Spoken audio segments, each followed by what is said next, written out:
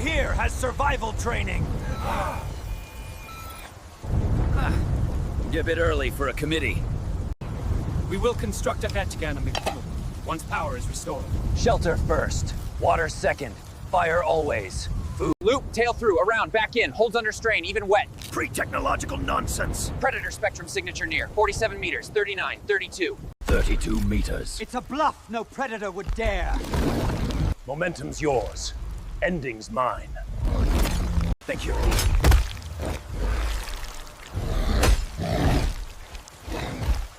Thank you. QL's 12 storm feed online. Supercell ETA 14 minutes. Ground current hazard severe. Recommend. Down!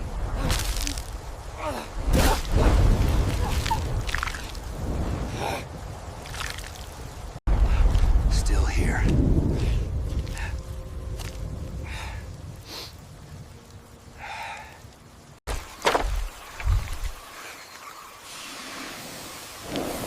Redundancy is respect for entropy. 30 on, 90 off. Nobody pulls 2 watches back to back. 200 milliliters water every 45 minutes until the heat breaks. Smooth first. Fast comes later. Contact first. Wait. Small chew last. Poison. Animals step where the land makes sense. Edges, corridors. Primitive traps. Analgesic tannins. Remember the sign. Analgesic tannins.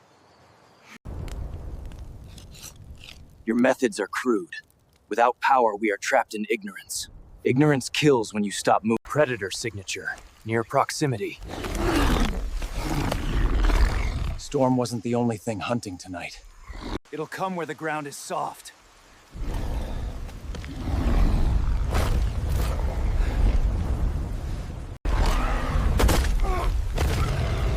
Weapons useless. Fall back. Stay down. Thank you.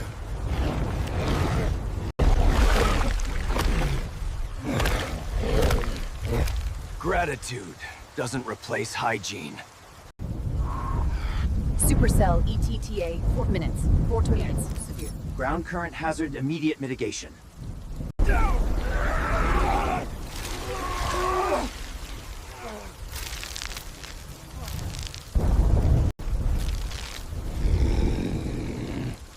Crawl if the blue hunts. Crawl. Don't run.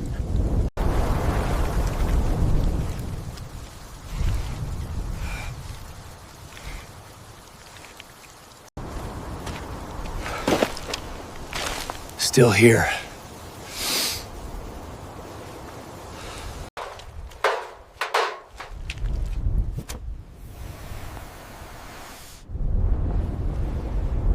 "30 on, 90 off. Nobody doubles. Feet checked every shift. Blisters lie, then they kill." Big heat against cold sky. Orbital eyes will see. Not primitive. Tactical. The signs, they look like Prayers. not prayers. Shortcuts for fear.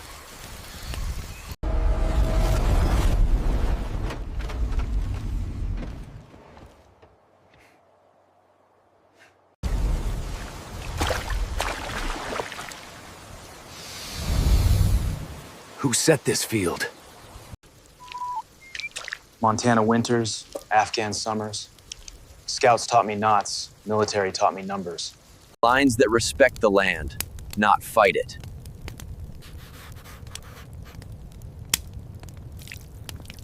This proficiency is not generalizable. An outlier phenomenon. Humans are anomalies. You ever see a human city after snow kills the power? They shovel, grill, check neighbors. Not outlier, operating system. Recreational? You'd be amazed what they call a good time. Field Operations Authority, on surfaces. It should be yours. It belongs to whoever knows the ground best that day. Today, And yet, when the air went blue, We all crawled. Blue doesn't care who you are. Who here has survival training? Let the human lead. Advisory. When a human laughs at the survival prompt, delegate. A red sky like a torn vein bled through the cracked hull, and the jungle answered with a sound that was not wind. The crew of the Cosmic Wanderer argued under drowning alarms, drafting plans that needed power they didn't have, while one human tied a simple knot and changed the odds. What hunts when the storm turns the ground into a live wire? What happens when theory collides with teeth, heat, and hunger? And the quiet one laughs at the question, who here has survival training? Asterisk, they asked, who here has survival training? The human just laughed and sat back down. Asterisk. Before we begin, please subscribe to the channel, like the video, and join us for more HFY epics every week. Alright, let's begin the story then. The hull of the Cosmic Wanderer lay in 3 broken crescents around a clearing the ship had made for itself at terminal velocity. Shattered plating steamed in the wet heat. The sky wore a bruise of cloud, purple shot with electric veins. Hazard beacons painted the clearing a nervous red, and the smell under everything was oil, char, and something sweet that did not come from the ship. Captain Thexalon, tall, velvet gray skin webbed with sensory ridges that tightened when he was angry, stood in the open hatch and tried to stare the alarms into silence. He had 6 campaign medals and an engineer's mind, and in calm years he was a pleasant tyrant. Now, lines etched between his compound eyes as the environmental system droned in a voice that had no fear to soften it. Enviro Module Sable 3. Airborne Spore Load, Elevated. Waterborne Pathogens, Unknown. Predator Spectrum Signatures, 3 at range, 1 near. Atmospheric Charge, Rising. Supercell Formation Probability, 0.82. Recommend immediate shelter, ground current mitigation, potable water production. Time horizon, short. Primary and secondary power. Thexalon snapped. Offline, replied navigation. Tertiary is having an existential crisis. Thexalon's officers unfolded holograms with hands that trembled just enough to betray them. Fields of blue light sprang into being above the grass. Kinetic dome concept sketches, modular canopy diagrams, sterilizer chains that, someone finally said it, needed power. Dr. Real, the biochemist with translucent fins for hair, floated in a gel sling and insisted the nanosterilizers would run if they could route more current through the burnt bus. Vruk Tao, science officer, whose species wore their scorn as comfortably as skin, declared that the local flora was biochemically chaotic and must not be touched.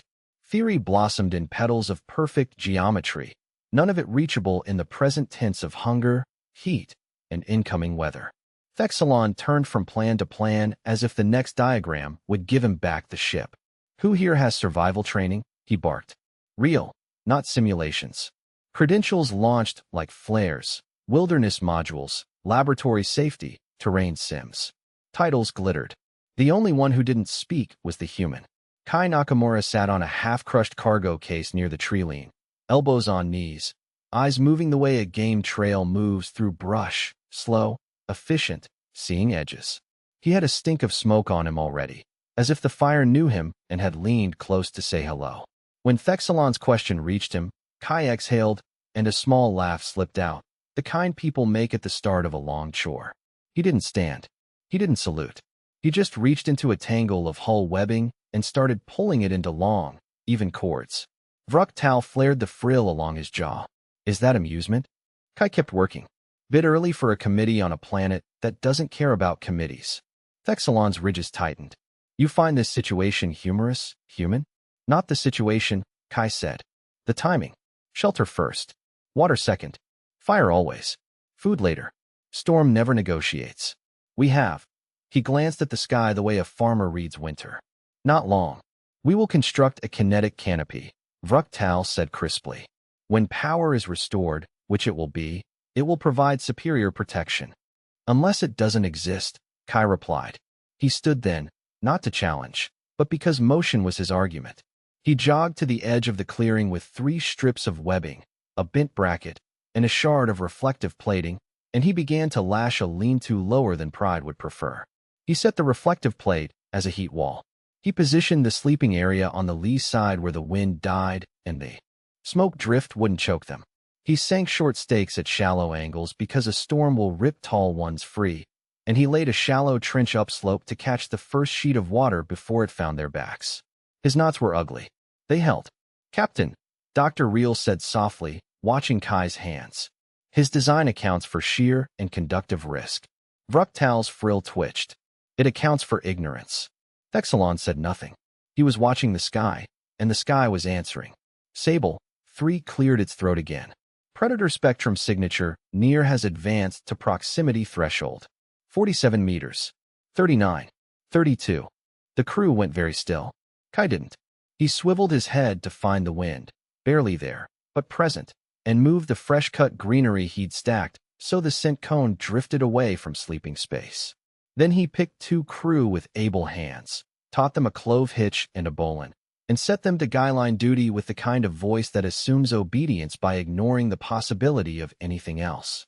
He jogged downhill to the faint, hesitant murmur of a creek they'd heard through the alarms, and Vruktal trailed him, muttering about biochemistry and liability while recording everything.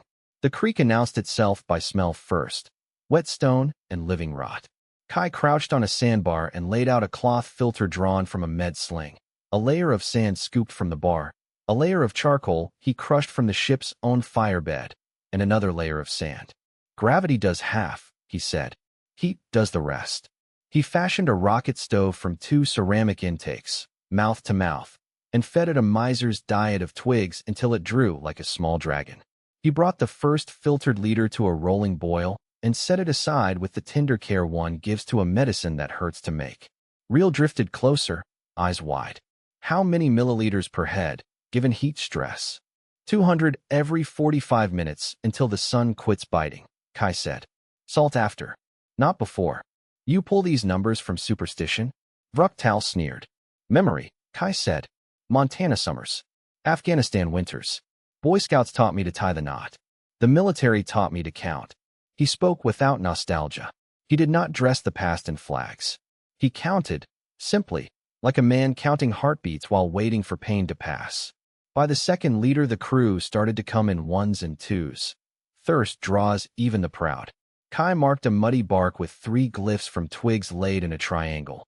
Danger, stomach pain, because the sap that oozed there smelled of almonds, and that can mean death. Then he knelt by a low shrub with dark fruit and conducted the old universal edibility test in measured stages. Contact on the wrist, wait. Contact on the lip, wait. Small chew, wait.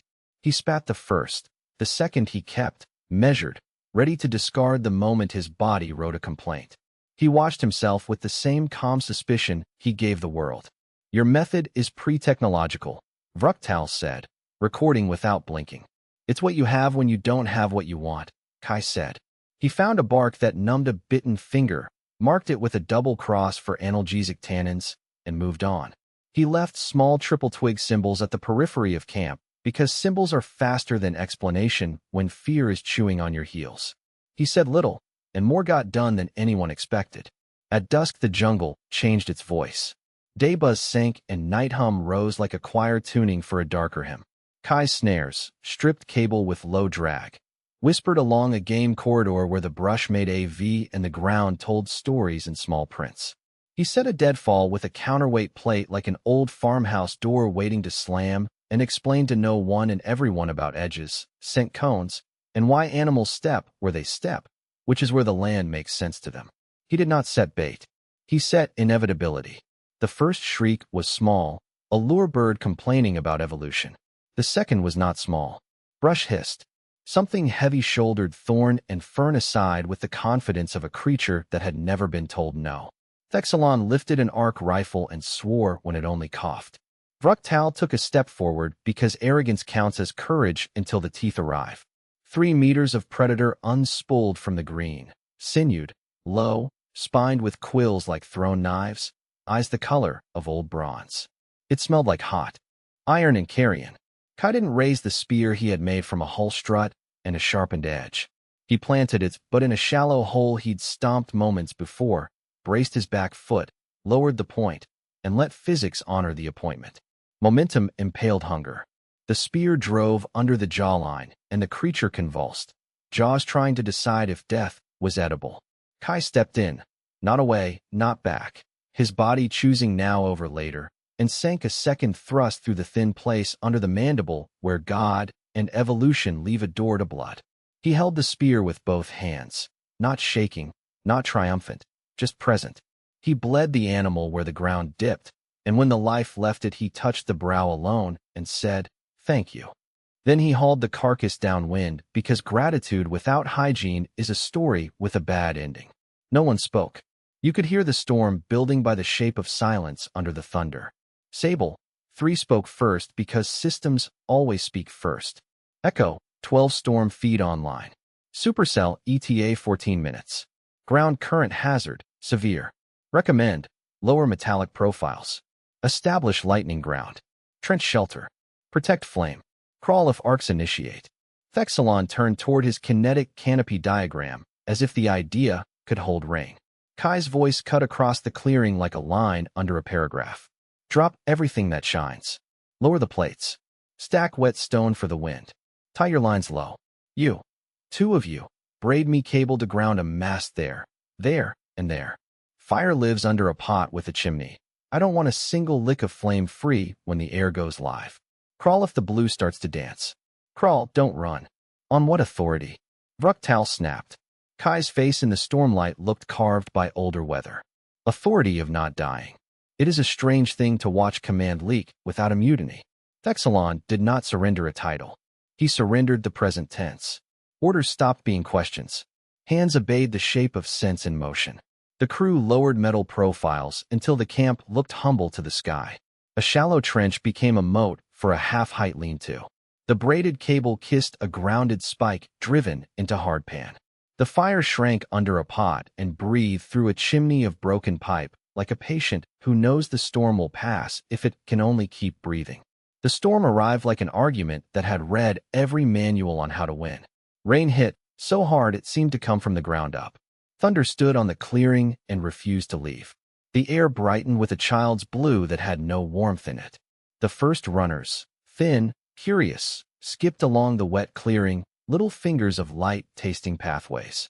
Someone yelped when a blue streamer reached for their boot. Kai's voice did not lift in volume. It deepened. Down. They went prone, a squad of scholars and spacers clinging to humble ground. An arc, fat as a wrist, hunted across the camp, sniffed the chimney, then fell into the braided cable like a decision. The glow ran to earth, hissed, and the smell of ozone made everyone taste metal. Thexalon's ridges had flattened, the way a body flattens in the face of God. Vruktal's frill had collapsed to his jaw, and his eyes were huge and very young. The storm did not care about credentials. It solved for height and conductivity. Minutes stretched the way rope stretches when it is all that holds. 10, 12, 14. Then the thunder began to walk away, talking to itself. The rain softened from punishment to penance. The glow in the air faded from weapon to ghost. When the crew finally rose, their joints sounded like old gates. The fire, protected, was still alive, a coal bed under a black pot. Kai uncovered it the way one uncovers a sleeping child. Signals, he said, as if the storm had been a meeting they'd scheduled and kept. He scouted the clearing for mirrors, and when only one reflective plate had survived, he built 3 identically angled ground mirrors anyway from polished scrap and wet leaves over clay to smooth them. 3 triangles, each 3 meters to a side, because redundancy is respect for entropy. He set smoke dye puffs at intervals you could measure with a pulse. 1, 1, 2. Repeat, the old distress code simple enough to survive panic. He strung reflective cordage at the tree lean in a shape visible to a cautious drone operator.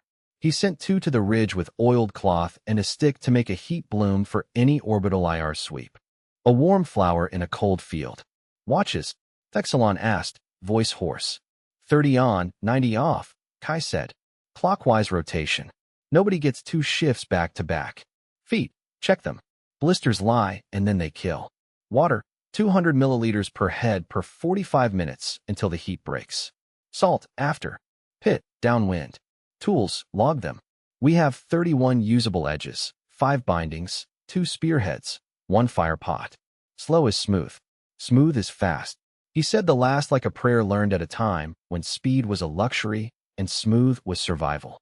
Thexalon nodded like a student and nobody laughed. A hierarchy had shifted its weight without falling. Days became a ledger of small mercies. Thexalon, who had been decorated for black sky maneuvers, learned to lance a blister with a sterilized sliver and praised the crewman for telling the truth about pain. Dr. Reel, whose instruments were dead, learned to taste a grain of ground bark and call it medicine because the numb it brought allowed sleep. Vruktal learned that arrogance is expensive to feed and humility costs less. He learned it slowly, and his resistance did not leave him. But each time a routine saved a life, he had to move his denial a little further back behind his teeth. At dawn on the 4th day, the sky cleared to a pale arc that made everyone feel suddenly mortal. The clearing looked like a sketch of civilization. Lines tidy, waste pit marked with a shame that kept disease away, fire at a respectful size, meat drying on a rack with smoke touching it like a scribbled blessing. The perimeter glyphs, those simple, stupid twig signs, looked like a child's game until a responder corvette came out of the high glare and paused, cautious, reading the field the way a veteran reads a scar. They did not land hard. They landed like guests at a house that had rules. A scout with old eyes and a younger limp walked first through the steam and the smell of smoked meat and paused at the ground mirrors. He looked at the chimney cover on the fire. He looked at the gorget of braided cable driven into the earth and the way the lean-to staked low and sideways to the wind. He looked at the glyphs, triangle for danger, double for ease, and his mouth made a private shape. Who set this field? He asked soft. Thexalon opened his mouth, closed it, and turned to Kai because the answer was in the turn. The neutral system spoke into the pause because they always do. A quiet ping from the network made everyone's wrists hum. Vesta, 9 risk index node, update complete. Planetary classification adjustments. Earth, previous, peaceful habitable world. New, class, 5 death world recreational. Note, human population demonstrates leisure activity overlap with survival profiles. Advisory, treat human fieldcraft as force multiplier. Thexalon blinked. Recreational. The scout with the limp snorted a laugh. You'd be amazed what they call a good time. The debriefs took hours and felt like years. Investigators asked questions the way rain asks a slope which way the hill goes. Kai answered with a map made of small words. He did not boast. He did not pretend it was magic. He named winters in Montana that bit like wolves and summers that cooked the shade from your breath. He named the scouts where he learned to make water listen to cloth and sand. He named a military course that taught him to count heartbeats and ration fear. He did not say the war by name. He took the pen when they gave it to him and drew the camp on paper with lines that looked like respect for the land, then set the pen down and rubbed his thumb where a scar crossed the pad. That was the only time his hand shook. A flicker, enough to warn him he was still human. Vruktal's last defense cracked where his species stored pride. This proficiency is not generalizable, he insisted, weak. It is an outlier phenomenon. The scout's old eyes went kinder. You ever seen a human city after snow takes the power? Watch the neighborhoods. Grills appear. Streets get shoveled. People knock doors just to check. That's not outlier. That's operating system. Thexalon sat with the sigh of a hull settling at dock. The sensory ridges along his skull flattened, not in fear this time, but in acceptance of a new map. We underestimated, he said. No, Kai said. You missorted. Life-threatening environments are recreation where I'm from. We build weekends around them. Thexalon studied him the way a navigator studies a new star. Fieldo. Operations authority, he said at last, as if trying the shape of a new tool. On surfaces, it should be yours. Kai shook his head once. It belongs to whoever knows the ground best on the day. Today, sure. Tomorrow, maybe real if it's water. Maybe you if it's structure. I'm not a flag. And yet, Thexalon said softly, when the air went blue, we all crawled. Kai's mouth slanted, not quite a smile, something rueful in it. Blue doesn't care who you are. They lifted off with a discipline that felt borrowed from the camp. Their edges counted, their routines checked, their fire watched by a heart that refused to go out. The cosmic wanderer would fly again after the mechanics untangled its burnt nerves, and the reports would circulate with graphs, indices, maps that made mountains look tame. But in the quiet places where truth goes when charts lie, the story would be simpler. A knot that held because a hand had tied it 1,000 times. A pot that kept the coal alive. A spear that met momentum halfway. A voice that said crawl and made pride obey because the air had begun to glow. Months later, on a different world with a different smell, Thexalon would ask a question out of long habit. Who here has survival training? The room would fill with answers, glittering with titles. Somewhere a human would laugh, small, the sound a man makes when he sees a fence that needs mending, and sit back down. Thexalon would feel his hand lift, palm up, offering authority like a tool. Let the human lead, he would say, and the neutral systems, which remember better than pride, would whisper across the net with a kind of mercy that sounds like math. Advisory: when a human laughs at the survival prompt, delegate. The galaxy kept its storms. It kept its predators, its spores, its broken power trees, and its committees that bloomed too late. But wherever a ground mirror caught the sun in a triangle, and a fire lived under a covered pot, and glyphs of 3 little twigs marked danger simple enough for a frightened mind to read, the safest plan was the one that began like this. The human chuckled. They were wrong.